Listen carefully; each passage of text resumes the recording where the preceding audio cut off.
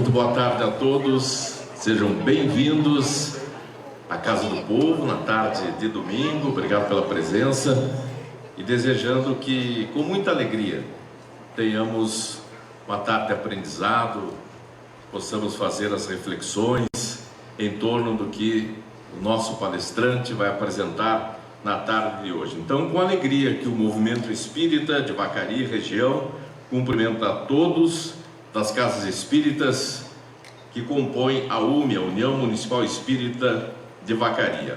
Agradecemos o auxílio recebido para a efetivação deste evento na tarde de hoje. Na comemoração dos 90 anos da Sociedade Espírita Urubatã de Melo, que foi fundada em 16 de agosto de 1936, temos a honra de contar com a presença de Jorge Elahá, da Federação Espírita de Rondônia e do Centro Espírita Recanto da Prece de Curitiba, no Paraná.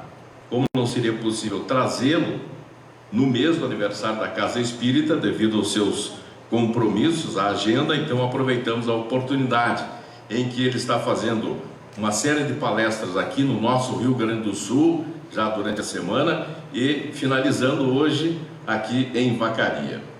E em nome da Sociedade Espírita Urubatã de Melo e das demais casas que compõem a UME, a União Municipal Espírita de Vacaria, agradecemos por Jorge Elahá ter aceito o nosso convite. E trazemos, nesse momento, convidamos para a abertura da palestra a presidente da Sociedade Espírita Urubatã de Melo e também presidente da UME, Susan Ferreira, para que faça a saudação, nosso palestrante, e a todos que estão aqui também, para darmos sequência depois, então, com a palestra. Muito obrigado.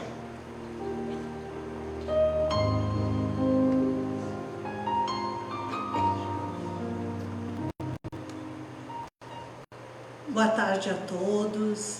É uma satisfação enorme ver essa casa lotada, praticamente lotada, de irmãos nossos, espíritas, outros não, mas que querem compreender um pouco mais dessa doutrina maravilhosa. Na verdade, os ensinamentos do Mestre Jesus.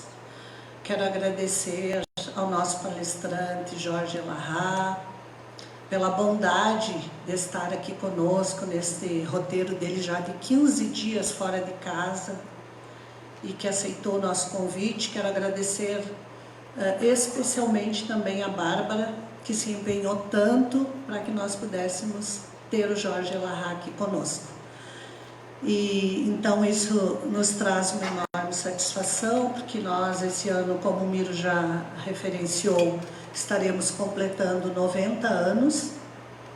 A gente considera uma casa espírita como uma luz, aonde ela está, que ilumina as mentes, os corações, e esse é o nosso intuito, trazer as palavras do Mestre Jesus, os ensinamentos a todos os corações, para que nós nos sensibilizemos, para que nós nos transformemos.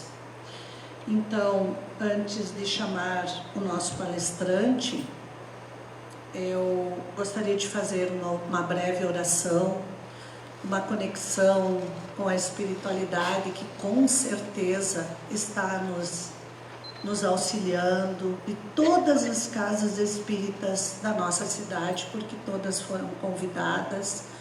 Então, eu tenho certeza que os benfeitores destas casas, todos, e trabalhadores espirituais, estão aqui conosco.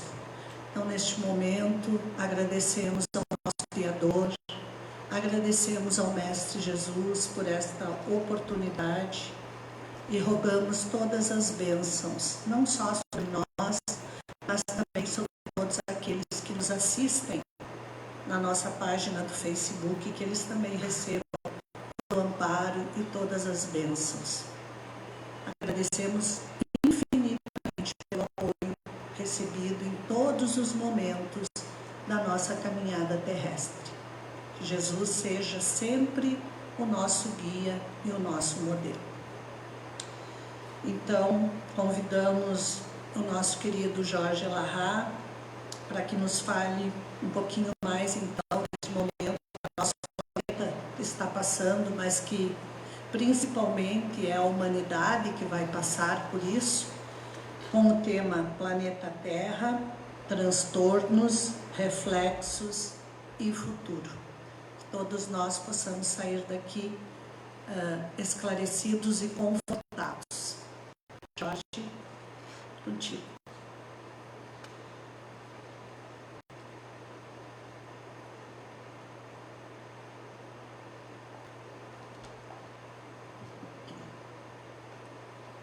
Uma boa tarde para todos nós. Sejamos todos muito bem-vindos a mais esse momento de reflexão e estudo da mensagem espírita. Boa tarde, Rosana. Muito obrigado pela sua presença aqui entre nós. A literatura espírita nos informa que, conforme aquilo que está expresso no livro O Evangelho segundo o Espiritismo, no seu capítulo 3, os mundos que preenchem o universo infinito, eles não pertencem a uma única categoria em termos da qualidade dos espíritos que nele habitam. Segundo a doutrina espírita, os mundos possuem variadas condições daqueles espíritos que ali encarnam. E dentro da classificação didática que Allan Kardec propõe na obra O Evangelho segundo o Espiritismo, no seu 3º capítulo, os mundos poderiam ser organizados em 5 etapas diferentes. E dentro dessas etapas, a Terra alcançaria hoje a condição de um segundo nível, passando um chamado nível anterior, que é o de mundos primitivos, mas caracterizado pelas expressões da chamada pré-história. Nós temos depois um segundo nível, que é o que a Terra apresenta, chamado de mundo de provas e expiações. Os mundos de provas e expiações são marcados pela presença de indivíduos muito inteligentes, mas desinteressados das coisas espirituais. São descrentes, constituem sociedades perversas, desequilibradas, sociedades com muitos desníveis sociais, sociedades onde a criatura humana experimenta muitas dores e muitos desequilíbrios do campo do comportamento, exatamente pelo fato de serem espíritos que trazem dentro de si graves conflitos emocionais. E o objetivo dessa etapa do processo evolutivo é que esses espíritos que são difíceis entre si, eles promovam um relacionamento frequente, uma convivência durante as múltiplas encarnações que eles experimentam, e a partir desse atrito que os espíritos experimentam durante a história de um mundo de provas e expiações, eles têm a possibilidade de se transformar. Eu disse possibilidade, porque nem todos os espíritos se transformam.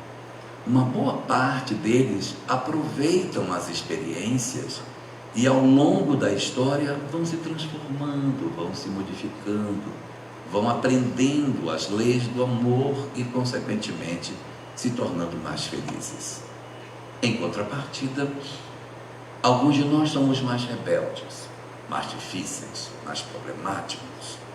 E exatamente por sermos mais difíceis e mais problemáticos, alguns dos espíritos que encarnam na Terra são identificados como sendo espíritos endurecidos. Esses espíritos endurecidos, portanto, eles passam a ter as suas encarnações mais regradas na Terra. Eles não encarnam com tanta frequência. Pelo fato de serem muito difíceis, muito problemáticos, espíritos com um atraso espiritual muito grande, suas encarnações se dão em intervalos de tempo bem maior do que aquele que se espera de um espírito típico do nosso planeta. Se nós pudéssemos organizar assim as estruturas em termos de naipes de espíritos que vivem em um mundo como o nosso, chamado mundo de provas e expiações, nós poderíamos dizer que aqui existem fundamentalmente 4 4 naipes de espíritos. O primeiro grupo são os espíritos iniciantes, são ainda muito ignorantes, não conhecem da sociedade como um todo, ainda estão na infância espiritual, constituem sociedades que às vezes ainda não conhecem a escrita, não conhecem algumas tecnologias básicas da nossa sociedade, como a agricultura, vivem isolados do planeta, sem contato com a chamada civilização. Existem alguns espíritos, não são muitos, mas existem alguns espíritos no nosso planeta que eles estão nessa condição aí inicial, espíritos iniciantes, começando o seu processo evolutivo. Não constituem a maioria da Terra, constituem um grupo bem pequenininho, os espíritos no começo do seu processo evolutivo. Aí temos um segundo naipe de espíritos. Nossa, esse segundo naipe muito grande, como se ele fosse uma grande torneira, de onde derramam os espíritos que vêm à Terra com muita frequência. Nós poderíamos chamar esse grupo de espíritos maus. Eles são maus porque possuem ainda um ímpeto de vingança, de ódio, de mágoa, de dificuldade de se relacionar com as pessoas. E a grande maioria da população da Terra está inclusa nesse segundo grupo de espíritos, os maus. Aí temos um terceiro grupo, Bárbara, pequeno. Não tão pequeno quanto os espíritos iniciantes, mas esse grupo também é pequeno. É o grupo dos espíritos bons. A Terra também tem gente boa, pode não parecer, mas tem. Tem gente que gosta do bem, que se interessa pelo bem, que faz o bem espontaneamente e que integra também a nossa população planetária. Eles não são tão numerosos quanto os maus, já são mais expressivos, mas eles constituem a minoria no planeta. Então nós temos os iniciantes, nós temos os maus, que é o grande volume, temos os bons, que são um volume menor, e temos um quarto grupo também pequeno, é um grupo muito pequenininho, muito pequeno. Esse quarto grupo é formado, não é pelos bons, nem pelos maus, nem pelos iniciantes, é formado pelos péssimos mesmo, são os endurecidos. Essas entidades, o reencarne delas é regrado no planeta. Elas não encarnam de maneira franca, como os bons, como os maus, como os iniciantes. Por quê? Porque eles trazem muito problema quando eles encarnam. E quando eu falo que eles são difíceis, e não é assim aquela, fulano é tão difícil, é tão complicado conviver com ele. Não é esse tipo de pessoa, não. Esse aí está no grupo dos maus. Esse grupo dos endurecidos são aqueles que, quando encarnam, eles comandam as massas, eles promovem ódios, eles promovem a guerra, eles promovem os regimes autoritários, eles avançam na direção do desequilíbrio no campo do comportamento humano. Quando eles vêm à Terra, eles deixam um rastro de destruição por onde eles passam. São entidades extremamente difíceis e dificilmente passam despercebidos nos nossos livros de história, negativamente, porque a história adora marcar as marcas de sangue da passagem dessas entidades cruéis, desequilibradas, enlouquecidas, que muitas vezes encarnam no nosso planeta. Mas por que eles encarnam? Puxa vida, vem perturbar. Mas eles também são nossos irmãos, precisam de uma oportunidade. Então eles encarnam na Terra para que se dê a eles uma chance de que eles possam encarnar. Só que como eles promovem muito problema, nós poderíamos comparar como se eles estivessem guardados não numa torneira igual os maus. Os maus têm uma torneira que está aberta e eles estão derramando. Os iniciantes, a torneirinha deles também está aberta, uma torneira pequena, mas está aberta. Eles estão reencarnando. Os bons, que também são uma torneira pequena, também estão encarnando de maneira tranquila. Agora, os endurecidos, esse quarto grupo, os chamados péssimos, não é uma torneira que eles têm. Os péssimos estão guardados como se fosse num conta-gotas.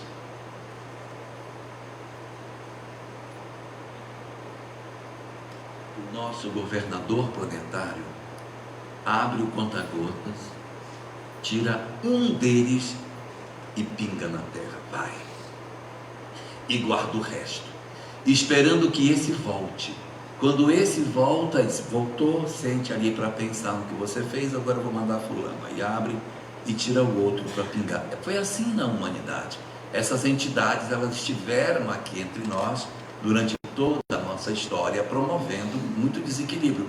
Alguns até conseguiram melhorar ao longo das suas várias encarnações, que esse é o propósito, que eles encarnem, experimentem e se transformem e se modifiquem. Alguns conseguiram, mas uma boa parte continua no vidrinho, pingando um pouquinho por vez, porque eles não teriam condição de vir juntos, senão eles atrapalhariam o progresso da humanidade. Mas vejam só que coisa curiosa. O mesmo livro, o Evangelho segundo o Espiritismo, no mesmo capítulo chamado Mundo, o capítulo se chama Há Muitas Moradas na Casa de Meu Pai. Nesse capítulo, Allan Kardec apresenta esses 5 tipos de mundos, essa escala dos mundos habitados.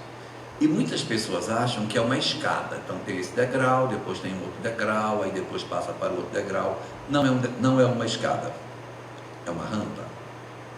Nós vamos milimetricamente progredindo de tal forma que, depois de um longo período, um determinado planeta que tinha uma condição, ele vai se transformando para uma outra condição de sociedade, ou seja, os mundos também evoluem. Da mesma forma que o indivíduo, pessoalmente, promove o seu processo de evolução na vida, nós também promovemos o nosso crescimento, Maria Marlene. Nós podemos promover as nossas mudanças, na medida em que as nossas almas alcançam uma transformação, o espírito individualmente cresce. E se o espírito individualmente cresce, as massas também crescem, também se desenvolvem. Então os mundos também progridem. Qual é o resultado dessa lógica? É que um planeta que está numa determinada condição hoje, ele passará para uma condição futura melhor. Vamos analisar a Terra, por favor. A Terra já foi o estágio 1, chamado mundo primitivo, a pré-história. Hoje nós estamos no estágio 2. Qual é o estágio 2? Mundos de provas e expiações. Então, como foi que a Terra saiu da pré-história para a história? Como foi que ela saiu de mundo primitivo para mundo de provas e expiações? Ou mais especificamente, em que dia a Terra deixou de ser primitivo e em que dia ela se tornou mundo de provas e expiações? Pois é, não tem esse dia. Por que não tem esse dia? Porque a evolução é muito lenta e ela não se dá ao mesmo tempo em todos os lugares. De repente, num canto estava mais avançado, no outro estava mais atrasado. Aí ali onde tinham aprendido esqueceram e a coisa recuou. Então isso é muito natural. Então houve um período na história da humanidade em que nós fizemos uma transição de mundo primitivo para mundo de provas e expiações. Houve um mecanismo de lenta mudança em que a nossa humanidade experimentou transformações no curso dos milênios. Assim também, a Terra há de passar por uma segunda transição.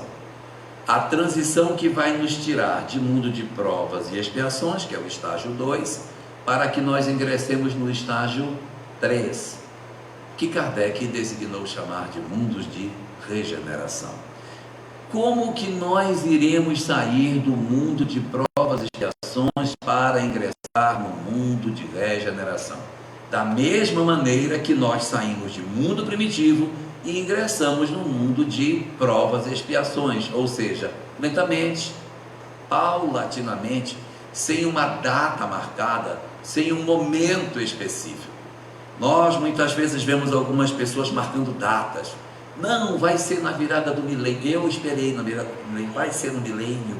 Aí aquele povo guardando madeira, porque ia ficar sem luz o planeta. Aí depois vem 2012, aí vem aquele monte de filme, o mundo vai se acabar, vai ser uma peste, vai ser uma pandemia, vai ser isso, vai ser aquilo. Cada vez é uma coisa diferente. Não vai ser em 2019, não vai ser 50 anos depois do homem chegou na Lua, 2019 vai ser a data, não foi também, então vai ser agora 2057. Gente, é uma agonia com data.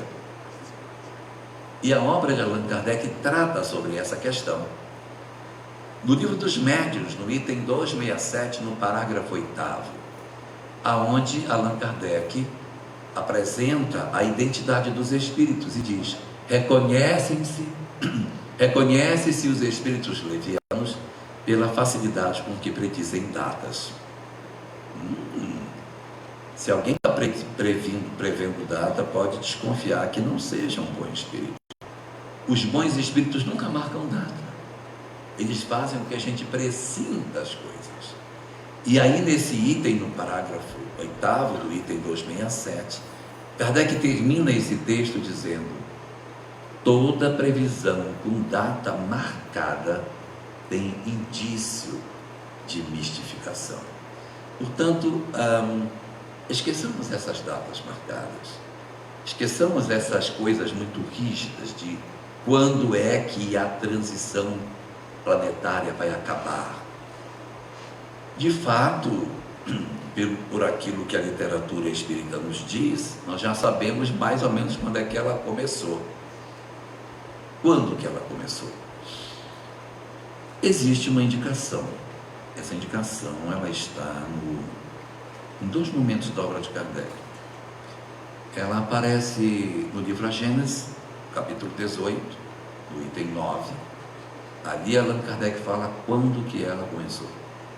Pode ir lá procurar. E assim, a transição começou há quase um século. Eu fiz as contas para facilitar para todo mundo. Quase um século antes da publicação da Gênese é a Revolução Francesa. E realmente a Revolução Francesa foi uma fratura no pensamento ocidental, porque foi ali que nós rompemos com a fé, que nós decidimos marchar sem Deus, que a religião passou a ser perseguida. Então há uma significativa mudança no pensamento humano ali após a Revolução Francesa. Eu não estou dizendo que foi no dia 14 de julho de 1789, porque as datas não são marcadas, mas é naquele período ali da virada do século XVIII para o século XIX que teria se iniciado então a chamada transição planetária, que iria fazer o quê? A mudança da Terra de mundo de provas e expiações para que ela se convertesse num mundo de regeneração. Nós estaríamos, portanto, vivendo esse período da transição, experimentando hoje o fenômeno da transição planetária, que hoje nós estaríamos de posse das informações que nos dizem que atualmente, nesse período que estamos vivendo, a Terra estaria na sua metamorfose para deixar de ser mundo de provas e expiações para se transformar numa condição de sociedade mais evoluída. E tem algumas pessoas que dizem assim: mas eu não acredito nisso não, hein? A gente está cada vez pior, não é possível que vai melhorar, a sociedade está em pouco caos. Na verdade, a gente tem que observar as coisas pelo lado espiritual.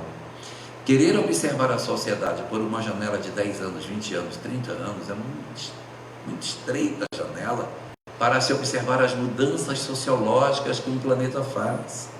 Nós precisamos de muito mais tempo para observar a movimentação das massas. Não é possível apreciar progresso na civilização olhando apenas uma geração. Não dá, gente. Eu tenho que olhar séculos para que eu consiga dizer: olha, agora a gente está se movimentando.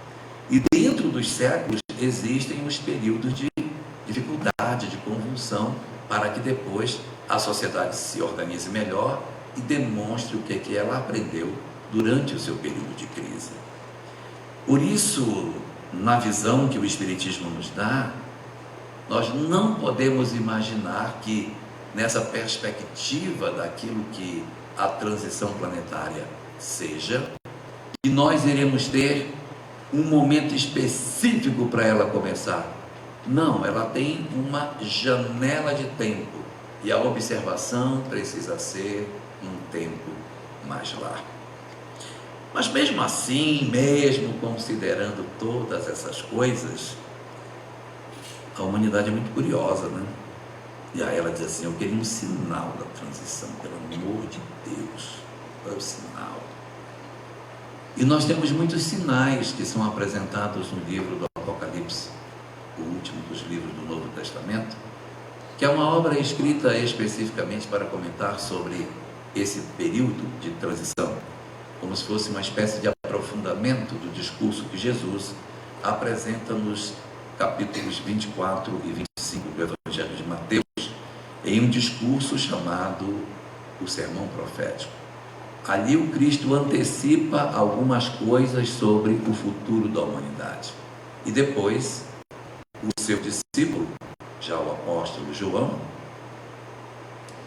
vai apresentar em um texto longo de 22 capítulos o detalhamento do discurso do Cristo, oferecendo muito mais informações sobre o chamado Apocalipse, o período da transição planetária. E é interessante que todo mundo tem um pavor do Apocalipse. Meu Deus, o Apocalipse é o fim do mundo, é o fim do mundo, é o fim do mundo. Pois é. Só que não é isso que o Apocalipse diz. O Apocalipse fala de uma outra coisa. Ele diz que depois de muitas dores, o mundo será melhor. Só que as pessoas só olham para a parte ruim do texto. Só olham, vai ter muito sofrimento, vai ter muita morte, vai ter muito sofrimento. E olha só para um lado e não olha para o outro. É igual a gente faz na Semana Santa, que adoramos olhar para a crucificação, mas não vemos a melhor das mensagens, que é a ressurreição, a continuidade da vida. Então, no Apocalipse existem algumas imagens lá.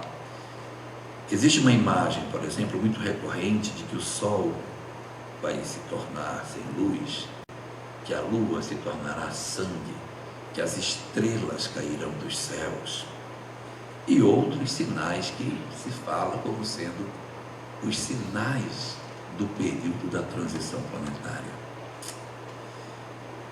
A literatura espírita nos fala que todos esses indicativos, o sol vai perder sua luz, a lua virar sangue, que vai cair uma estrela na terra de nome Absinto, que vai envenenar as águas dos rios, que essas são todas imagens metafóricas e que isso não vai acontecer de verdade, não é literal. Não é o sol que vai perder sua luz, porque o sol vai perder a luz, é verdade, mas vai ser há muitos milhões, a gente já não vai mais estar aqui. Daqui a muitos milhões de anos o sol vai esfriar, não vai ser agora. O que temos para agora não é isso. Então, onde está esse sinal? Então nós encontramos o início da transição planetária apontado em duas obras de Kardec. Eu comentei uma, que é o livro A Gênese, capítulo 18, e tem 9, mas tem um outro lugar em que ela aparece também. Está em Obras Póstumas, capítulo 31, da segunda parte, numa mensagem chamada A Regeneração da Humanidade, no parágrafo 22. Ali ele vai falar que ela está acontecendo há um século no planeta. Então é nessa janela aí que deverá ter acontecido o início da transição planetária. E também, nesse mesmo texto de Obras Póstumas, chamado A Regeneração da Humanidade, que é uma mensagem recebida no dia 26 de abril de 1866, ali naquele texto, no seu segundo parágrafo, os espíritos deixam uma informação sobre como saber se nós estamos ou não na transição planetária. Eles dizem: não procureis os sinais da transição nos céus. Os sinais da transição não estão nos céus. O céu, olha a lua, o sol, as estrelas. Não procureis nos céus. Aí tem uma vírgula. Procurai entre vós. Ou seja, é a nossa forma de funcionar que vai dar a indicação de que nós estaremos enfrentando o período da chamada transição planetária. E realmente a gente está meio doido nos últimos tempos. A sociedade está experimentando umas coisas bem esquisitas nessa época e nos dá a sensação de que o mundo está virado de ponta cabeça. É porque aqui não tem ninguém da minha idade. Se tivesse alguém para confirmar, o mundo não era assim. Mas agora ele está meio esquisito. De umas décadas para cá, as coisas começaram a ficar bem diferentes daquilo que era antes, não é?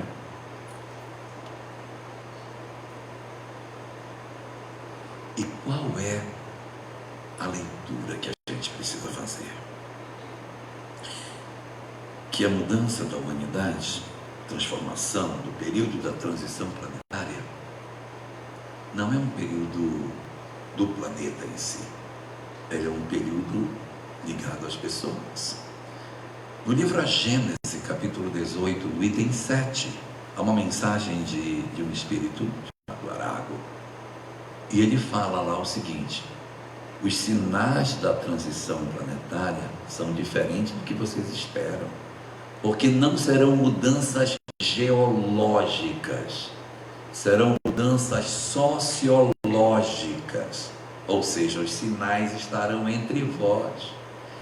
Essa é a grande informação que nós temos com relação à transição planetária. O que indica que nós estaremos no momento de mudança do nosso planeta não são as condições atmosféricas, climáticas do planeta. Não.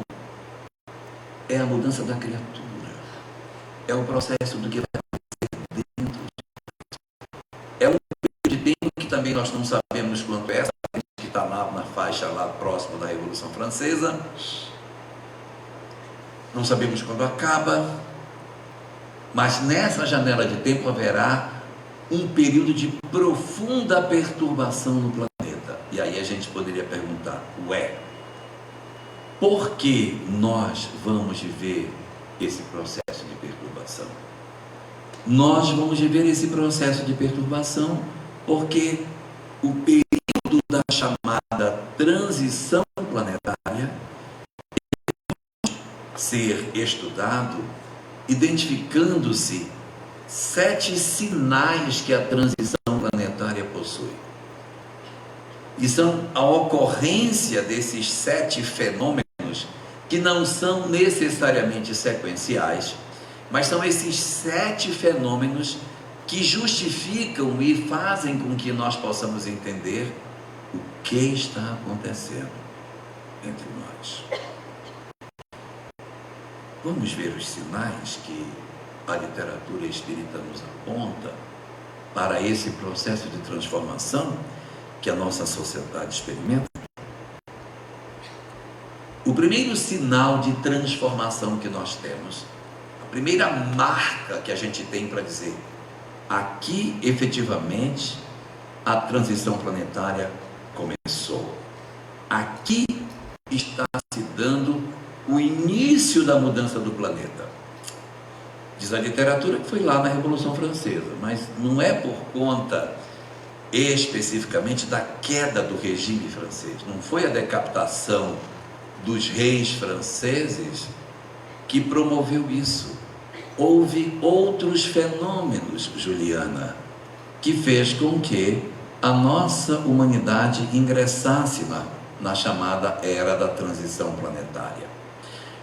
Porque assim, não foi a Revolução Francesa, que a Revolução Francesa foi só a Revolução Francesa, caíram os reis, mas quantos reis caíram antes? Quantas vezes houve revoluções no mundo? Isso não significa muita coisa. Mas por que a Revolução Francesa tem uma marca significativa?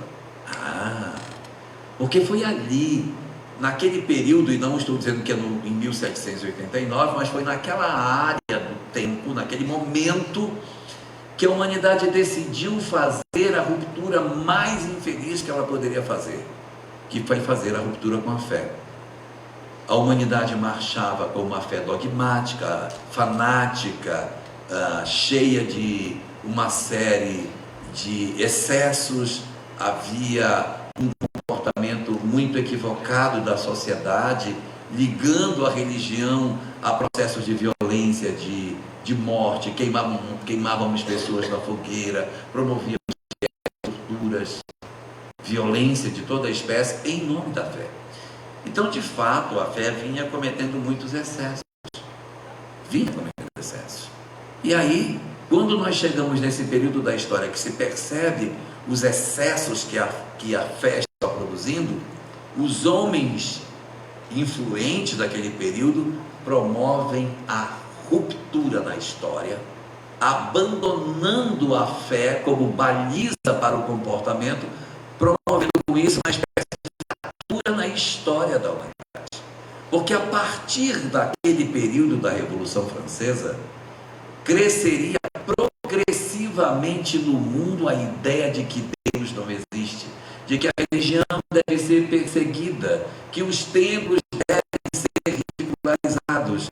E nós estamos vivendo esse processo desde o período lá atrás, da último quartel do século XIX e todo o último quartel do século XVIII e toda a extensão do século XIX, um conjunto de pensadores ridicularizando a fé e impondo o ateísmo como sendo o pensamento mais adequado para a humanidade. A gente até entende que se tenha pensado isso. Por quê? Porque a fé fazia muitos excessos. Sem dúvida. Era preciso refrear a fé. É preciso refrear os excessos que se cometiam. Só que na tentativa de coibir os excessos do fanatismo religioso, nós percebemos a espiritualidade da pessoa, o que não tem nada a ver nem com religião, porque uma pessoa pode não ter religião, Maria Helena, ela pode não ter religião, mas ela pode ser uma pessoa conectada com Deus. Ela pode ter espiritualidade, mas eu não tenho religião. Eu me conecto com o divino do meu jeito. E isso é plenamente possível. Mas até isso, Maria Helena, nós perseguimos. Nós decidimos o seguinte: nós iremos marchar sem Deus. A sociedade do amanhã será a sociedade feliz, porque é uma sociedade desatrelada dessa loucura de religião, de crença, de dogmas, de rituais, de sacerdócios, de paramentos. Então, nós desfraudamos a bandeira da esperança e impulsamos a sociedade para um caminho extremamente perigoso, acreditando que a gente ia acertar. É lógico que ninguém faz as coisas achando que vai errar. Eles achavam que ia dar certo, que a sociedade seria linda, porque seria uma sociedade sem Deus. Está aí a sociedade, resultado desse movimento. Eu nem preciso dizer como é que a sociedade está depois desse afastamento da criatura em relação à questão da fé.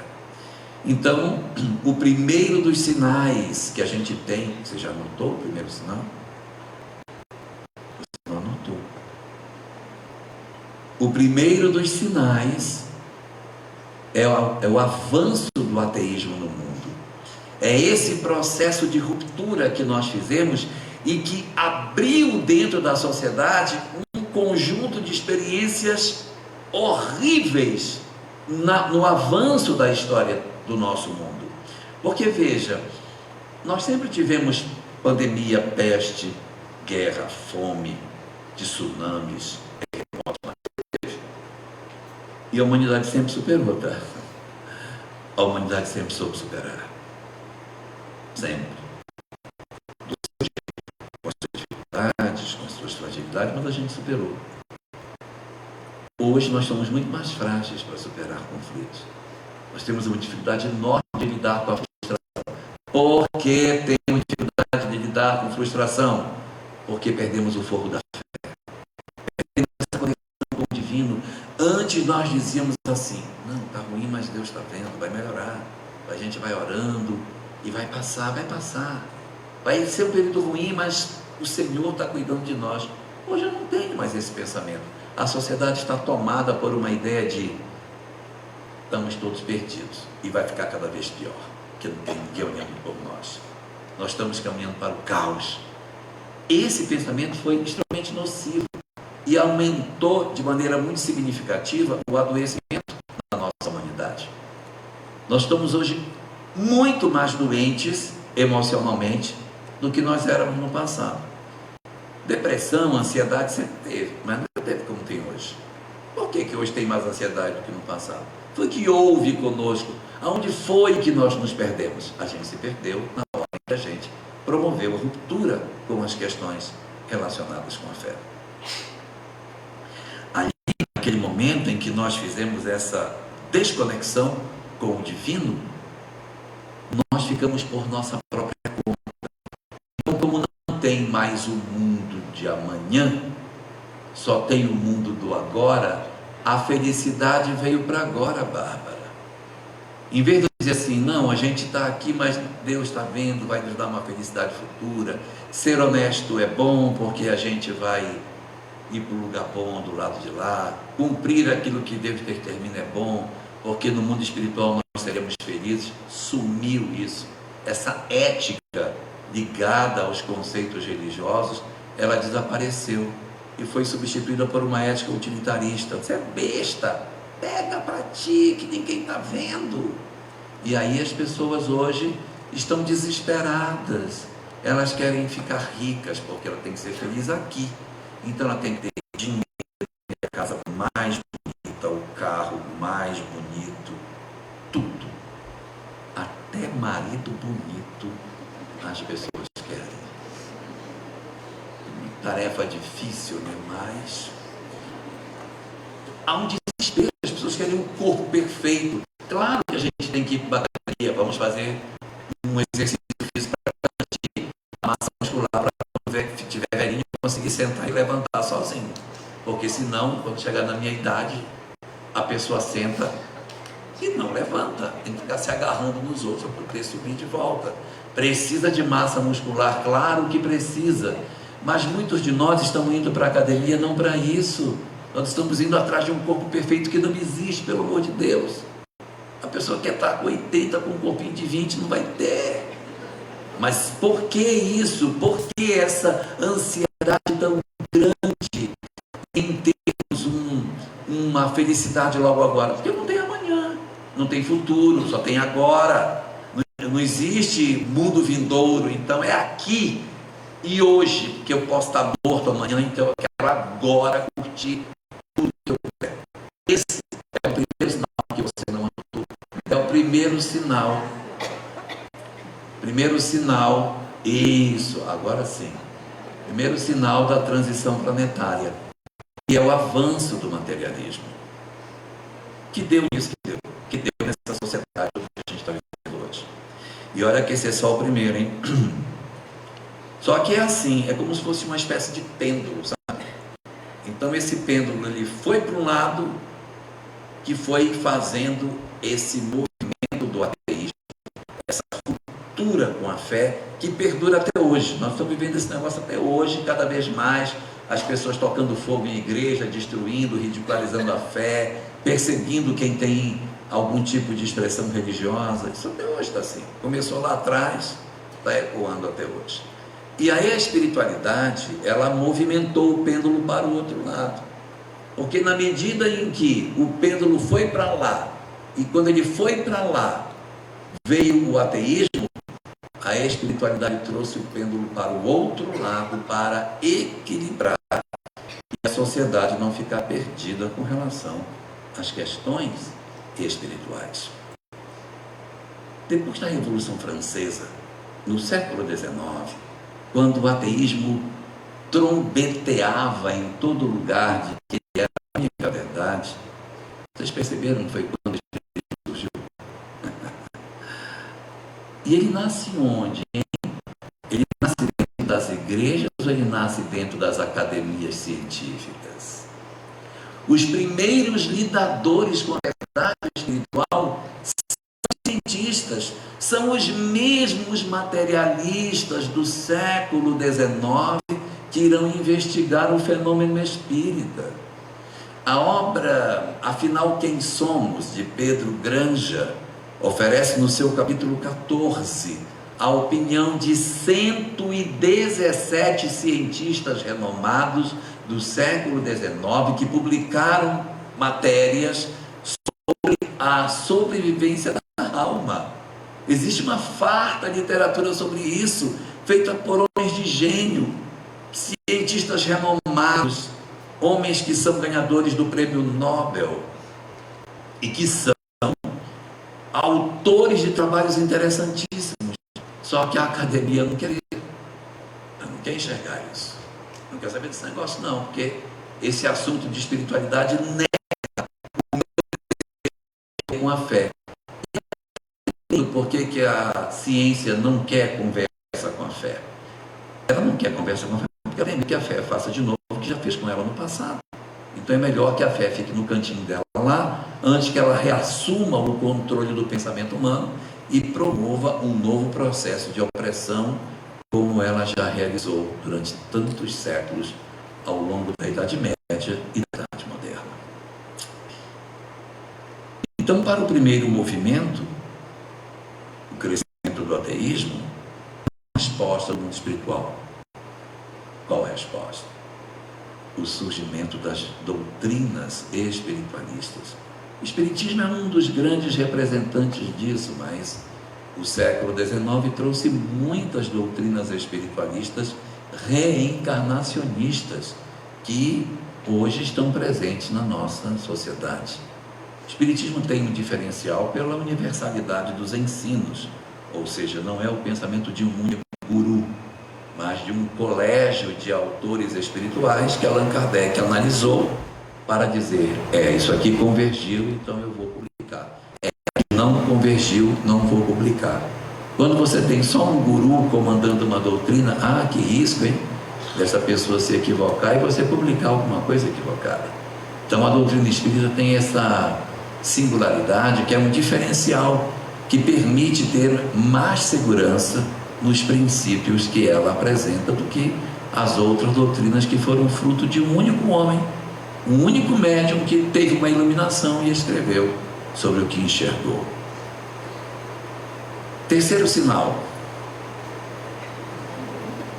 Terceiro sinal da transição planetária.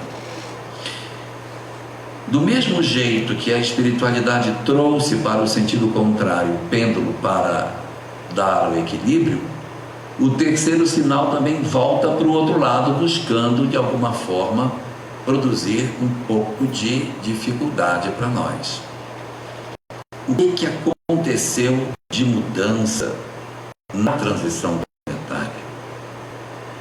Vocês lembram que eu falei que tinha um grupo de espíritos chamado de endurecido que ficava num conta-gota? Vocês estão lembrados disso? Que o governador planetário ia lá, pegava um, pingava no planeta, ficava esperando ele desencarnar, pegava ele de volta, guardava, tirava outro do vidrinho. Pois é. Quando chega na transição planetária, esse vidrinho muda de cenário, porque assim, já está muito perturbado o planeta com o materialismo, já está muito difícil a gente caminhar com o materialismo dando as cartas na Terra. Então, o que o governador planetário faz com esse vidrinho que está cheio dos endurecidos? Ele pega o vidrinho, abre o vidrinho, e ao invés de pingar aquele que ele tirou do vidrinho, ele pega e vira uma vez. E é isso que está acontecendo no nosso planeta. Esse é o terceiro sinal da transição. Uma encarnação muito mais expressiva de um monte de gente perturbada. Eu não estou dizendo que todo mundo que é perturbado estava no vidrinho. Quem está no vidrinho não são os perturbados, são os que comandam os perturbados. Porque eles lançam as ideias loucas e as pessoas dizem, eu gostei desse negócio. E quando você vê, você tem um exército de pessoas seguindo a ideia louca. Antigamente, a gente não tinha tanta porta aberta para a loucura no planeta. Tinha, mas era pouca. Hoje todas as portas estão abertas.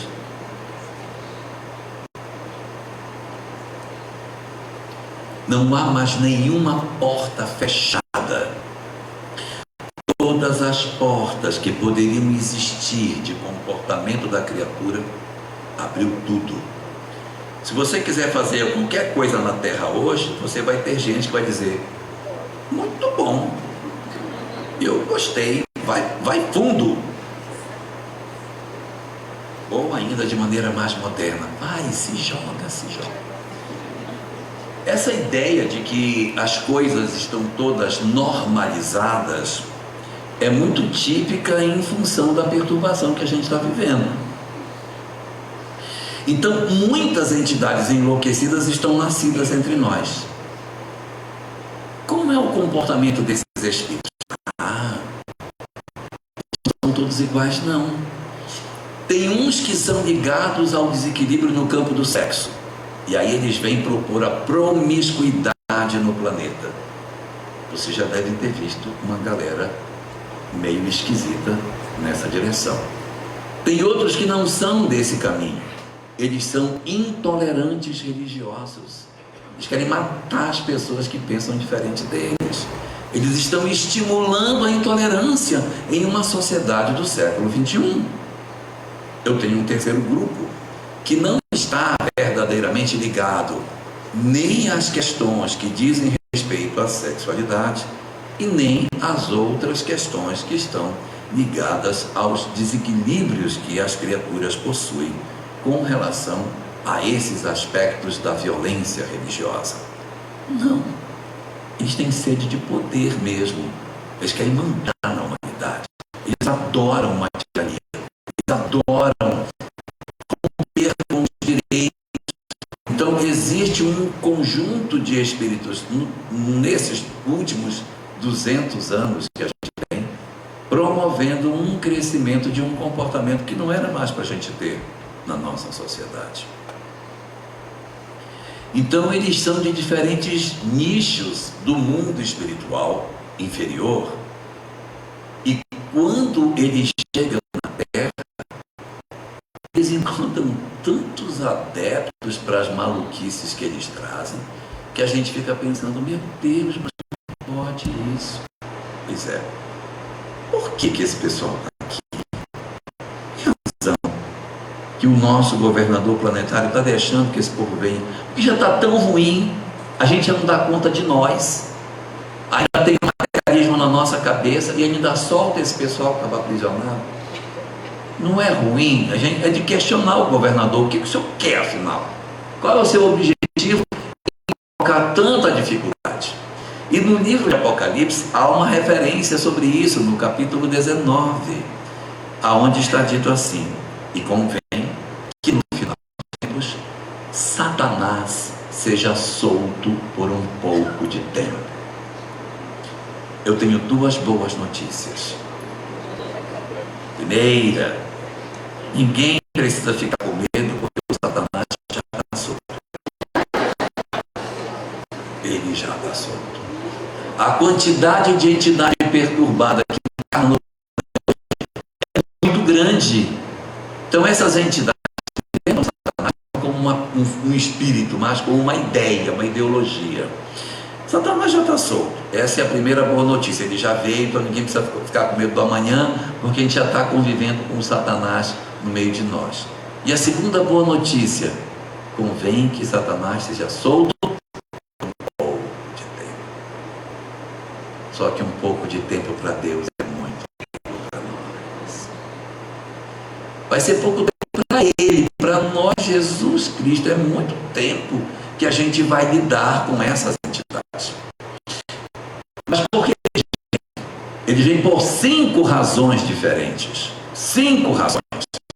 A primeira das razões pelas quais eles vêm é por eles mesmos. Eles precisam vir. Por quê? Porque esses espíritos são nossos irmãos e eles precisam de oportunidade para se transformarem. Os espíritos têm muito mais dificuldade de se transformarem no mundo espiritual, porque toda a ação de violência, de desamor, de agressividade, de poder, de desequilíbrio está muito mais aflorado lá. Vem para cá, porque a encarnação amortece isso e dá a possibilidade de mudança. Ao longo da nossa história, alguns desses espíritos endurecidos do vidrinho já mudaram suas histórias. Quem sabe a gente não consegue mudar mais um? Então é a oportunidade, Miro, porque se esses caras não mudarem agora e a transição planetária acabar, eles vão ter que migrar. Então é uma chance para que eles continuem aqui. E por que eles têm que ficar aqui? Porque os amores deles estão aqui. Embora eles sejam assim, eles têm pessoas que amam. Eles amam pessoas e há pessoas que os amam. Como diz o Aguinaldo Timóteo, os brutos também amam. Então essas entidades também têm seus amores e também são amadas. Se elas migrarem do planeta, elas perderão seus vínculos. Então vamos dar uma chance para que eles consigam vir, mas eles fazem muita perturbação na Terra. Muita perturbação.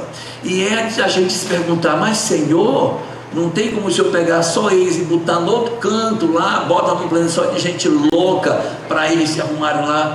Mas foi isso que ele fez, que nós somos os loucos. Aí ele botou aqui porque nós somos assim.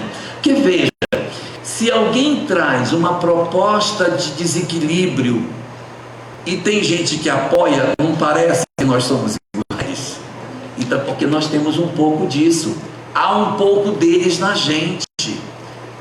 Então a primeira das razões é para que eles tenham a chance de se modificar. Beleza, joia. Quem sabe a gente não consegue fazer com que eles se sensibilizem e se transformem. Isso é uma vitória para nós, se isso for conseguido. As outras 4 são todas para nós. É uma para eles e 4 para a gente.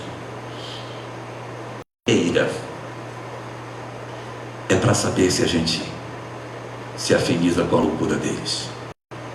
Sabe quando a gente não convive com o mal? A gente não sabe se é mal. Se você não conviver com o mal, eu não sei se eu sou mal. A única maneira de eu saber se eu sou mal é conviver com o mal. Vocês estão muito novos, vocês não vão lembrar que vocês não tinham nem nascido. Mas eu já tinha nascido. E vou contar para vocês uma coisa que aconteceu no passado. Nos anos 2000, agora vocês nem tinham nascido, houve um período da história muito esquisito em que aconteceu um movimento religioso que arregimentava pessoas no Oriente Médio para matar pessoas.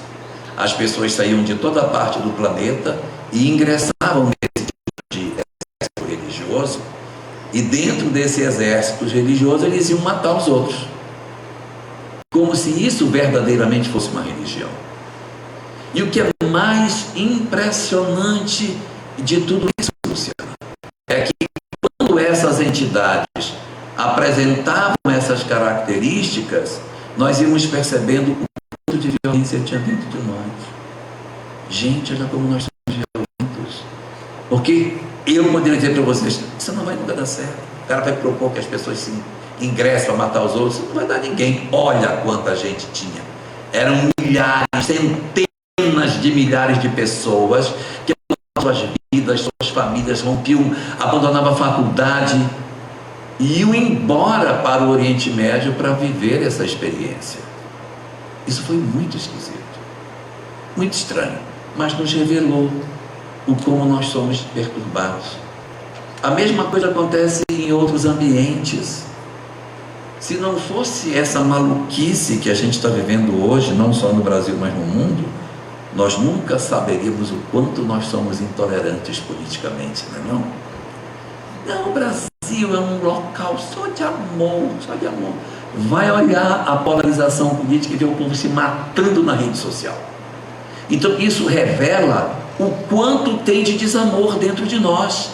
Então a segunda das razões, que é a primeira para nós, é para saber se nós temos dentro de nós uma fração do desequilíbrio que eles possuem. É como se eu sacudisse uma roseira para saber quem é que cai. Vamos ver quem realmente está firme na fé. Coloca esse monte de perturbação para ver se eles caem. Se cair, é um sinal de que somos almas imaturas, somos almas ainda incapazes. Razão número 3 é para saber se nós odiamos as ideologias loucas. Porque alguns de nós podemos dizer assim: esse pessoal aí, isso aí não tem jeito não, gente. Isso aí só tem um jeito: matar tudinho. Bota numa parede e mata tudo, para acabar com o problema. Estou me revelando, estou sabendo que eu também sou violento, porque se para resolver aquele que pensa diferente de mim, eu tenho que matar a pessoa que pensa diferente de mim, eu também sou intolerante. Aí eu digo, nós temos que matar os intolerantes. Mas então eu também sou intolerante, porque eu estou querendo matar os outros que pensam diferente de mim. Que maluquice é essa? Então eu me revelo a partir da convivência com essas entidades problemáticas que a gente tem. Razão número 4 é para saber se eu desisto de fazer o bem. Existem pessoas que dizem assim, ixi, tem uma música que diz isso: o mundo velho está perdido, a vaca já foi pro brejo, tem mais jeito não, isso aí. Aí a pessoa, você trabalha com o quê? Eu trabalho numa clínica de recuperação de drogas. Você é besta, rapaz. Você recupera uma, amanhã entra 10. Aí você recupera 10, vai entrar 100. A gente já perdeu essa larga a mão, que já perdeu a guerra. É para saber se a gente desistiu. Porque a convivência com os maus também me fará, Marlene, descobrir se eu verdadeiramente conseguir passar da linha da mediocridade e, portanto, perseverar no bem, independente das questões. Evangelho de Mateus, capítulo 24, versículo número 12, diz lá que Jesus teria dito, no final dos tempos, por ser grande a perversidade do homem, o amor de muitos se esfriará. É para saber se diante da perversidade que nos circunda, se nós vamos desistir de fazer o bem. E a última das razões é para saber se a gente sabe conviver com os maus. Nós saberemos conviver com os maus quando nós vivermos com eles sem a pretensão de mudá-los, sem a pretensão de matá-los, sem desespero de converter o planeta, mas de salvar a mim mesmo da indiferença, do desamor, do ódio. Viver na sociedade. O mundo é difícil, mas eu vou viver entre eles, sem pânico, sem medo. Eu vou viver, vou ser prudente, não vou me expor, mas eu não posso temer a vida. Se eu sei que sou uma alma imortal e transcendente a caminho da perfeição, eu não posso temer as circunstâncias que a existência tem. Porque se eu sou imortal, porque o nosso pânico, o nosso pavor, a existência é tão pouco diante da vida, nós poderemos nos revelar de maneira extraordinária se nós soubermos aproveitar as lições que podemos recolher com esses espíritos difíceis que a humanidade está nos oferecendo. Sinal número 4, para quem já se perdeu, eu dei 3 sinais. O primeiro foi o avanço do ateísmo, que foi para um lado. Depois, a revelação das doutrinas reencarnacionistas, as verdades imortais para combater o surgimento do espiritismo. Jogou o pêndulo para o outro lado. Aí veio o sinal número 3, a reencarnação maciça de uma série de entidades perturbadas que desequilibram até agora a nossa sociedade. Sinal número 4, tem que ser para o outro lado, porque se puxou para um lado de cá, vai ter que puxar para o lado de lá. O que foi que o governador planetário fez para efetivamente tentar o equilíbrio?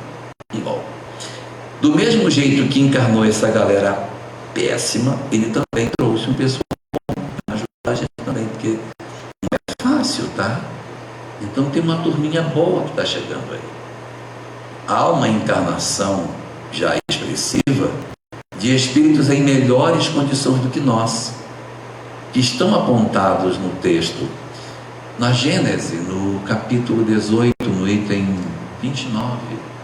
Ali Allan Kardec trata sobre a geração nova, que é um conjunto de espíritos que vem para promover uma renovação na história da humanidade, que vem para trazer uma mudança mudança muito significativa no cenário que nós estamos vivendo. Só que a notícia que não é tão boa que eu vou dar é o seguinte: eles virão em menos número do que os maus. Porque o pessoal diz, vai encarnar milhões. Não vai ser milhões, vão ser centenas ou até milhares, mas não pode ser milhões, porque se reencarnar milhões de espíritos bons, eles vão fazer o papel e não nós. E quem tem que fazer somos nós. Se reencarnar muita gente boa no nosso meio, a gente vai se encostar neles, e a gente não tem por que se encostar. Nós temos que fazer a nossa transformação. Olha, foi um Gandhi e foi suficiente para libertar a Índia.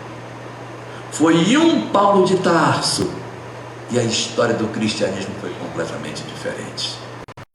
Não dá para vir 1 milhão de pessoas aqui no Brasil para tentar arrumar o planeta. Não pode ser tanto. Se vier tanto assim, não dá certo. Eles virão. Nesse momento, eles têm uma quantidade menor. Depois da consolidação, do término da transição planetária, eles virão realmente num volume bem mais expressivo. Agora eles vêm mais para dar um suporte, um embasamento, para a gente não se enlouquecer diante dos conflitos da atualidade. Mas eles não podem ser assim tão numerosos. Então, o quarto dos sinais é a chegada dos bons, que é muito importante para o equilíbrio da nossa sociedade. Aí tem o quinto sinal. Me dá até medo já, porque ora. Toda vez que foi para cá foi a chegada do materialismo. Depois veio a encarnação maciça dos endurecidos. O pêndulo foi para lá vem o pêndulo de volta. Quando ele vem para esse lado, já fica esperando uma coisa ruim. E foi. Porque veja, se o materialismo chegasse e nós estivéssemos bem, ele não teria feito estrago. Porque a gente conseguiria a proposta do materialismo e ele não se tornaria dominante. A gente faria um trabalho para conter o avanço dele. Não aconteceu, ele se espalhou. Se nós estivéssemos em melhores condições espirituais, nós conteríamos também as entidades enlouquecidas que encarnaram na Terra. Elas iriam trazer suas propostas loucas, mas nós não seguiríamos. Mas o que aconteceu conosco? Nós juntamos o materialismo do primeiro com a encarnação maciça das entidades enlouquecidas do terceiro sinal e fizemos o quinto, o intento das imperfeições. Valei-me nosso Senhor Jesus Cristo. O quinto sinal é muito típico do momento que nós estamos vivendo, o enlouquecimento coletivo da nossa sociedade.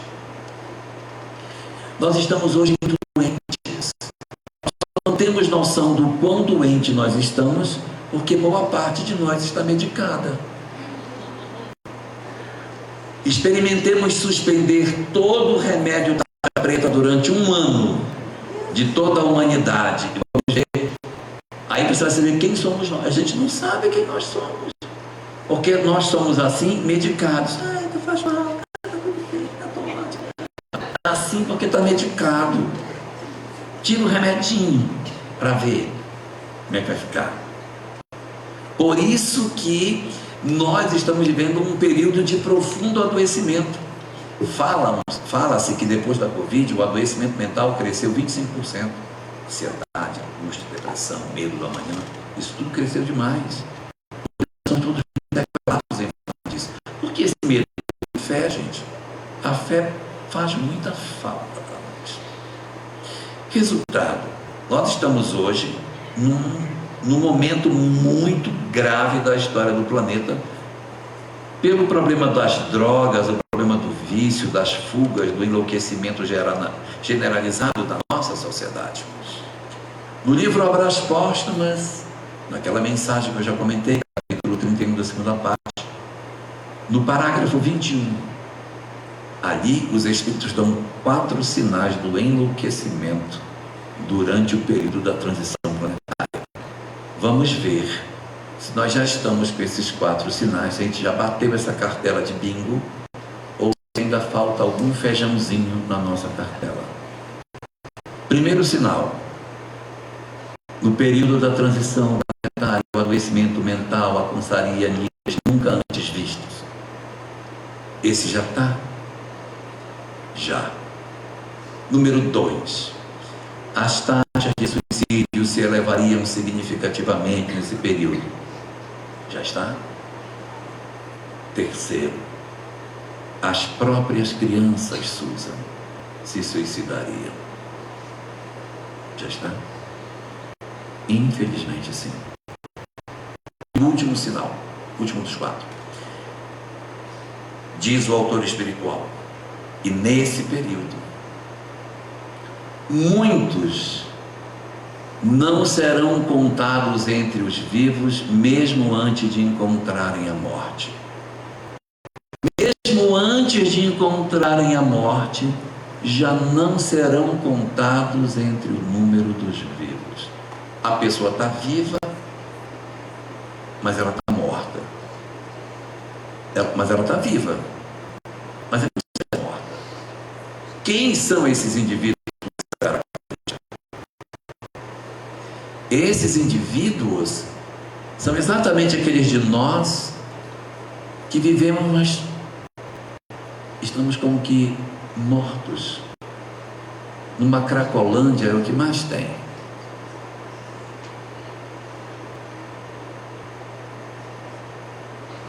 Pessoas drogadas, alienadas, perdidas, que não sabem nem o nome mais.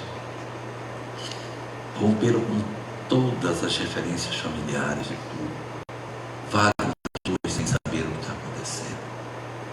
Algumas nem conseguem retornar ao seu estado de sobriedade. São vivos, mas é como se estivessem mortos. É claro que existe possibilidade de terapia e de recuperação dessas pessoas, mas precisa de uma ajuda externa, mas sozinhas não saem. Mas são grave adoecimento que a gente tem. Nós temos aqueles que hoje vivemos em quadros de depressão muito profunda. Pessoas que estão com um adoecimento mental absurdo, trancados num quarto, que não saem, estão se automutilando, desejando se matar, vivendo como se não existissem. Esses são aqueles que estão vivos, mas que nesse momento não conseguem ser contados como se fossem vivos. Podem também ser tratados e recuperados, mas vivem um quadro muito doloroso. E o que dizer dos que jogam? Estão mortos. E o que dizer daqueles que estão perdidos na loucura do sexo, que nem sabem mais como vivem? Então nós estamos hoje com esse quadro bastante difícil, e a humanidade atolada no desequilíbrio, atolada na desesperança. Quem não tem conhecimento espiritual, que olha a humanidade, não tem mais cura, porque desconhece a espiritualidade que está por trás de tudo isso e que movimenta as forças para fazer esse trabalho. Eu quero dizer a todos que o governador planetário, a quem nós chamamos de Jesus, sabe de tudo isso. Porque o pessoal diz, ele não está vendo o que está acontecendo. Ele perdeu a mão. Olha, se Jesus não tivesse feito o sermão profético, a gente até poderia dizer, ele nem sabia disso. Mas o último sermão que o Cristo produziu, ele faz só para os discípulos, que é o sermão do cenáculo, mas esse último discurso público dele, sermão do cenáculo, sermão profético, ele vai falar sobre isso, vai dizer que a humanidade vai enfrentar isso. Os sinais que ele dá no sermão profético ali, versículo 1 até o versículo 14 do capítulo 24 de Mateus, é nitidamente a expressão da sociedade atual. Então o governador planetário sabe. A grande questão é que o Cristo planetário, ele não Não é como nós, que se desespera com as coisas. Ele tenta por aqui, não deu, então tenta de novo. Ah, deu errado, vamos por aqui. Ele não se abate com os nossos fracassos. Ele vai lutando para que a gente consiga efetivamente fazer o nosso processo de transformação. É isso que o governador planetário faz. Ele faz um plano, fracassou, não tem problema, bota outra alternativa. E assim ele vai tocando. E ele tem um sexto sinal da transição planetária. Ora, se o quinto veio para este lado, se juntando com os outros que eram ímpares, o sexto vai para o lado de lá para se juntar com os que eram pares.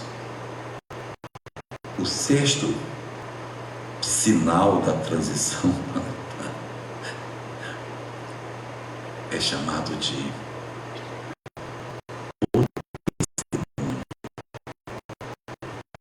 testemunho. É o momento no qual nós iremos dar o nosso contributo para a transição planetária.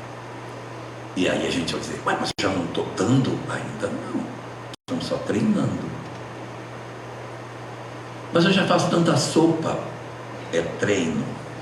Mas eu já vou tanta reunião de estudo, é treino. É treino porque esse ainda não é o testemunho. Vamos ler o que diz o Evangelho segundo o Espiritismo, capítulo 20, item 4. No finalzinho do capítulo, os Espíritos dizem assim: e aqueles que não recuarem diante de suas tarefas, o Senhor lhes reservará os postos mais difíceis na grande obra de regeneração da humanidade. Gente, os postos mais difíceis não estão em vacaria.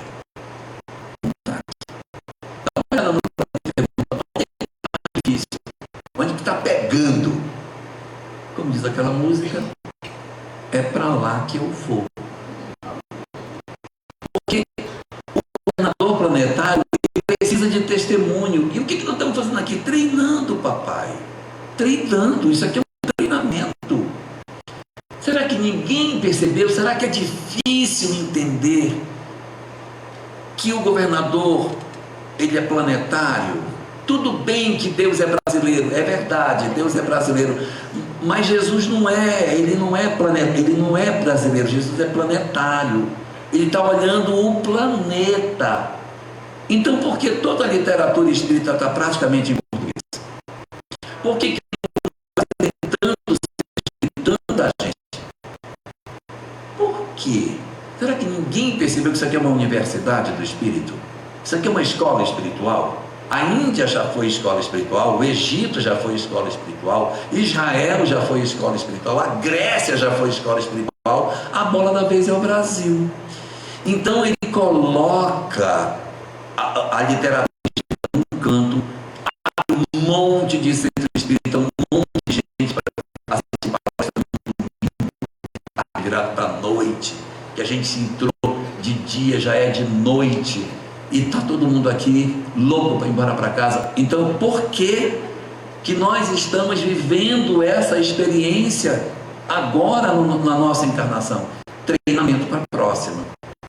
Treinamento para a próxima. Como funciona isso? Nós ficamos no planeta, somos treinados aqui, aprendemos uma série de lições e na próxima encarnação nós seremos espalhados pelo planeta. É confuso o que eu estou dizendo? Você está aqui, ganha um conjunto de verdades espirituais e quando chega depois, a pessoa diz, bom, então agora, próxima encarnação você vai para o canto. Eu não quero que ninguém tome isso que eu vou falar de maneira absoluta, mas olha só, se é verdade que a gente reencarna na nossa própria família muitas vezes, né, porque a gente vem como bisneto de nós mesmos, isso é uma tendência, não quero que ninguém tome isso como absoluto, pelo amor de Deus, mas é uma tendência. Então nós somos bisneto de nós mesmos, tataraneto de nós mesmos. Então se eu sou tataraneto de mim mesmo, eu já vivi em outro país, não é verdade? Eu fui da Itália, Bárbara, né? Eu estive na Itália passeando por ali, e vim para o Brasil, encarnei aqui, peguei o Espiritismo. Mas onde foi que eu errei? Eu errei na Itália. Então onde eu vou reencarnar? Onde é o mais lógico? Do lugar de onde eu vim. Então a gente dá uma olhadinha no sobrenome e já tem uma noção de para onde vai. Daí eu falei para assim, olha, eu acho que eu vou para a faixa de Gaza. Aí ela me olhou e disse, sozinho. Mas a gente tem que ir para os lugares mais difíceis. É essa que é a nossa, e depois a gente aprende, né, o Espiritismo, e nós vamos nos espalhar pelo planeta. Essa é a lógica. Ninguém nunca ouviu falar que o Brasil é o coração do mundo, a pátria do Evangelho. E o pessoal acha, é o coração do mundo, o local que ama. Não é. Não é. Ora, se o Brasil é o coração, quem é o corpo? Só pode ser o planeta. Se o Brasil é o coração, o corpo é o planeta. Qual é o papel do coração para o corpo? O que o coração faz? Bombeia o sangue. Então está tudo concentrado e ele vai bombear. E nós vamos para todo o corpo levar o oxigênio do amor. Não para ser espíritas, mas a gente vai nascer católico, protestante, budista, uns vão ser ateus, mas levando o perfume do Evangelho, a prática do bem. Uns vão ser cientistas, outros vão ser políticos, uns vão ser educadores. Cada um uma área diferente, mas movimentado no amor para a transição planetária acontecer. É isso que se acaba nesse período de testemunho. É a lógica do que a gente tem que fazer. Transição planetária não vai acabar agora, não. Vai ter um caldo ainda para a gente experimentar para frente. Aí a migração. Porque é o ponto de equilíbrio do final dessa história. O que é a migração? É a partida daqueles que não é bom. O governador planetário, durante a história dele, que a gente se transformasse, ele mesmo veio, pregou sua mensagem na Galileia, ensinou o amor, mandou um monte de missionários, meu Deus, mandou um monte de coisa. Ninguém pode dizer, mas eu não recebi nada. Todo mundo recebeu, e muito. Aí no final, nós vamos olhar para dentro, quem é que vai. E aqui eu tenho uma notícia boa. Qual é a notícia boa? Nós não iremos migrar do planeta. Esse negócio de espírita que vai migrar é tudo conversa fiada. Espírita não migra. Porque, pense, o governador planetário faz todo esse investimento para depois você ir embora. Eu investi muito em você, meu filho. Você não vai poder ir embora não agora. Vai ficar um pouquinho aqui. Igual quando a empresa manda a pessoa fazer um curso fora, você volta. Vai ficar pelo menos uns 5 anos aqui conosco, depois você sai. Então você vai ficar pelo menos uns 500 anos, 1000 anos, 5000 anos, depois você está soltinho. Então o governador planetário não vai nos liberar. Eu digo por quê. A Gênesis, no capítulo 18, no item 27, primeiro parágrafo, última frase, diz assim: que migrarão da terra somente um naipe de espíritos. Sabe quem vai migrar? Os maus não tocados pelo bem. E nós não somos o mal não tocado pelo bem. O mal não tocado pelo bem é o pessoal do vidrinho. Porque eles são maus não tocados pelo bem. Eles não se sensibilizam. Ele faz o mal, diz, eu fiz, gostei do que fiz, faço de novo, um arrependimento. É esse que migra. Nós não somos isso. Nós somos um outro tipo de espírito. Somos um mal tocado pelo bem. A gente faz besteira, chora, se desespera, pede perdão, depois faz de novo. Mas a gente, pelo menos, sente que está fazendo coisa errada. E esses, o que está escrito lá é o seguinte: esses não migrarão do planeta, eles migram dentro do planeta para povos mais atrasados. É isso que vai acontecer conosco. A convocação do governador planetário vai ser para que a gente reencarne em outros lugares diferentes. E só para concluir, o meu tempo já acabou. Eu queria só lembrar uma coisa. Não acreditemos que a transição acontece de fora para dentro. Que a gente fique em casa, vai na janela, já mudou o planeta? Não, então tá bom. Aí que tal? Já mudou? Não, então vou ficar. Aí já mudou? Eita, já mudou, preciso mudar. Não é assim. A mudança não é do todo para a parte, é da parte para o todo. É a mudança de cada um, a mudança do orbe. Se eu fosse ser rigoroso no valor das palavras, eu diria que não é uma transição planetária. É uma transição da humanidade planetária. Porque o planeta mesmo, ele não vai experimentar uma mudança. Serra Gaúcha vai continuar dando uva, Vacaria vai continuar produzindo maçãs. As coisas vão continuar do jeito que são. Quem vai mudar é o indivíduo, é a pessoa que vai mudar. Então a mudança não é do lado de fora, é do lado de dentro de cada um de nós. E digo mais, neste salão aqui, tem pessoas que ainda são de processo, estão em processo de transição, e tem gente que já é de regeneração. Quem já é de regeneração? Quem fez a opção pelo amor? Quem decidiu perdoar? Quem decidiu se espiritualizar? Veja que eu não disse que vive, eu disse que decidiu por.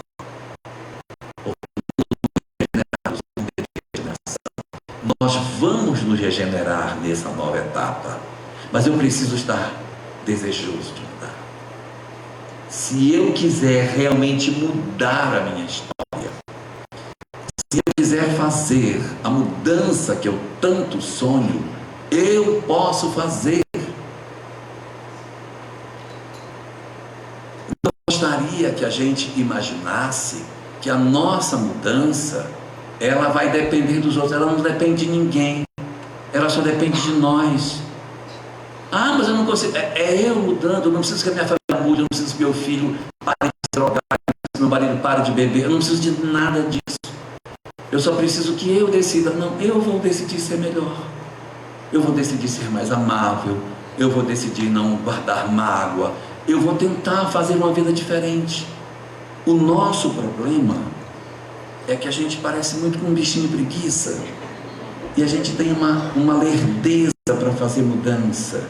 Nós estamos muito lentos. Já era para a gente ter. Gente, nós já recebemos todas as informações. A gente ainda não terminou a transição. Por isso que a gente não está no mundo de regeneração. Basta que a gente queira. Basta que a gente deseje. E não precisa fazer grandes coisas. Basta que a gente aproveite as oportunidades para ser bom. Em casa, com o pai, com a mãe, com o filho, com o marido, com a esposa. A gente não precisa ser a coisa mais maravilhosa do planeta. Só prestar atenção. Só ser bom. Se eu puder ser, faça. Se puder perdoar, perdoe. Puder ajudar o outro, ajuda. Puder se liberar da mágoa, se libere. Pode perdoar, perdoa. Ama teu próximo. Perdoa as pessoas e vai tocando a tua vida. Vai tocando a vida, vai fazendo o que a vida pede, sem grandes expectativas espirituais. Nós podemos fazer isso. Nós já temos todas as condições para estarmos bem melhor do que estamos. E lembrem-se, nós não precisamos de ninguém para mudar. A mudança eu faço dentro de mim. Mesmo que o outro que vive comigo não mude, o que importa é o meu esforço de amar, para que a gente consiga concluir a nossa transição em particular. Cada um de nós é um mundinho. Façamos a transição individual em nós, porque quem vai fazer a transição do planeta é o governador planetário, não sou eu. Mudemos a nós próprios, façamos a nossa parte e contribuamos para a edificação de um mundo melhor. Muito obrigado.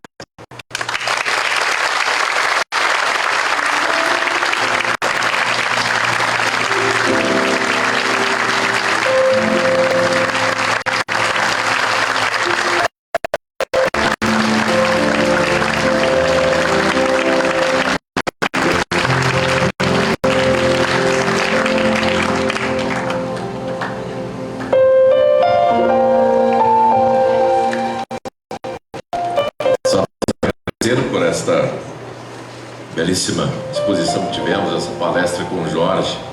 Lembrei agora no final da música, não é? ando devagar porque já tive pressa. Vamos sempre pensar nessa música, né? Almir Sater interpreta essa canção maravilhosa. Andar um pouco mais devagar é para a vida ser mais saudável, mais bela. Vamos pedir ao pessoal que permaneça um minutinho para a gente fazer aquela foto, não é, Bárbara? Aquela foto com o Jorge Elahá e todo mundo presente aqui. Quero agradecer inicialmente a nossa casa, Sociedade Espírita Urubatã de Melo, que essa palestra é em comemoração aos 90 anos da casa, e a todos os trabalhadores que, conforme a nossa presidente, trabalharam, se esforçaram, não vou citar nomes aqui, mas todos, com a distribuição dos ingressos, enfim, todos os preparativos, né, para esse evento. E a todas as demais casas que também se empenharam, levando ingressos, convidando as pessoas para virem aqui à Casa do Povo. Então, todas as casas espíritas que compõem a UME de Vacaria e da região, os nossos sinceros agradecimentos. Quero convidar a Bárbara, nossa vice-presidente, para fazer a entrega de um mimo ao Jorge Elahá. Eu acredito que colocaram uma maçã aí, viu, Jorge? Uma maçã, um pão vinho, né? Que mais, Suzana? Algo parecido. Queijo, azeite de oliva, produtos da nossa terra também. Olha aí, ó, a camiseta aí, não é? Parabéns. É esta pequena lembrança nossa da nossa terra. Se você vai andar por toda a parte do Brasil, vai dizer: a terra mais querida do planeta é Vacaria. Obrigado. Vamos fazer aquela foto agora, então. O Jorge aqui ao meio, a Suza, o pessoal das casas aqui mais à frente pode se juntar, pode ficar, acho que sentados mesmo, né? O Jorge fica, Suza, vocês ficaram no meio aqui, ó.